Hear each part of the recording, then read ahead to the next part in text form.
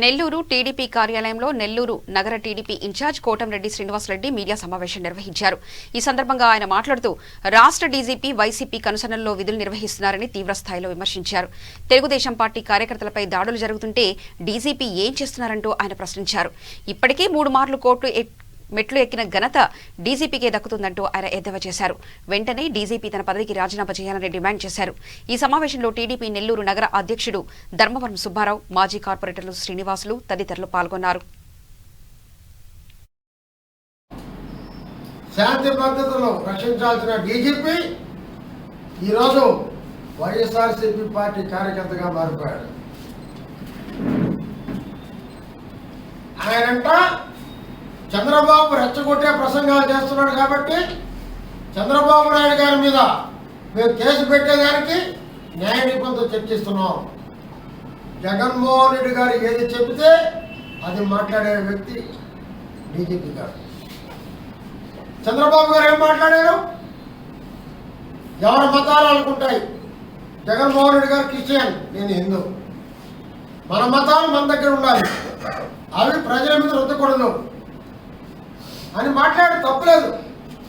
ఎవరి కులం వాళ్ళ గొప్ప, ఎవరి మతం వాళ్ళ గొప్ప, అవి మన ఇంట్లో ఉండాలి, అవి ప్రజల మీద పోయకూడదని మాట్లాడాడు. దానికి మేము చంద్రబాబు మీద కేసు పెట్టేదని అడుగుతున్నాం, న్యాయ నిపుణులు అడుగుతున్నాం. అంటే 11 కేసుల్లో A1, A2 జగన్మోహన్ రెడ్డి, విజయసాయి రెడ్డి ఉన్నారు కాబట్టి చంద్రబాబు నాయుడు గారిని ఎలాగైనా ఇరికించాలని డీజీపీ ప్రయత్నం, జగన్మోహన్ రెడ్డి గారి ప్రయత్నం. నేను ఒకటే అడుగుతున్నా జగన్మోహన్ రెడ్డి గారిని, నీ అబ్బతరమే కాల. చంద్రబాబు నాయుడు ఇరికించాలని నీ అబ్బతరమే కాలేదు, నీ తరం ఏమవుతుందని అడుగుతున్నా.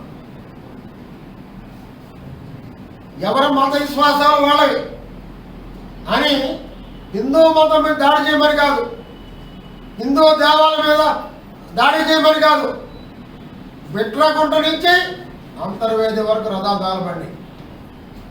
ఈరోజుకి ఏమైంది? ఎంతమంది అరెస్ట్ చేశారు? ఎంతమందిని అరెస్ట్ చేశారో చెప్పండి. డీజీపీ గారు నువ్వు వచ్చిన తర్వాత ఎంతమంది అరెస్ట్ చేశారు? అంతర్వేది అయితే సిబిఐకి ఇచ్చారు. వాళ్ళకి ఒక బడ్జెట్ లేదు, విధి లేదు, విధానం లేదు, అందువల్ల వాళ్ళు రాలా. ఏమైంది? ఈ ప్రభుత్వాన్ని డిమాండ్ చేస్తున్నాం చెప్పమని. హిందువుల మనోభావాలు దెబ్బతింటున్నాయి. వాళ్ళు ఎంతమంది అరెస్ట్ చేశారు డీజీపీ గారు? మరి కొడాలి నాని గారు మాట్లాడితే బూతులు మాట్లాడతాడు. ఏం ఆంజనేయ స్వామి చేయకూడదు, నష్టమే, ఇంకో చేయ వస్తుంది కదా. మరి రాముడు తలకాయ పాలు కొడితే ఇబ్బంది ఏముంది? శ్రీరామచంద్రుడిది ఇంకో తలకాయ పెడతాం. రథాలకి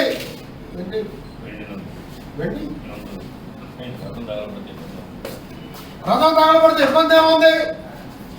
ఇంకో రథం చేస్తాం. రథానికి ఉన్నటువంటి ఆ సింహాలు పోయి నష్టం ఏంటి? కావాల్సిన డబ్బులు ఉన్నాయి, మళ్ళీ చేస్తాం. ఇన్ని మాట్లాడినట్టు హిందువుల మనోభావాన్ని రెచ్చగొట్టి దుండంగులను సపోర్ట్ చేస్తూ మాట్లాడిన కొడాలి నాని మీద ఎన్ని కేసులు పెట్టారు డీజీపీ గారు? ఎన్ని కేసులు పెట్టారు మీరు? సిగ్గు లేకుండా రాష్ట్రం మొత్తం అట్టుడికి పోతుంటే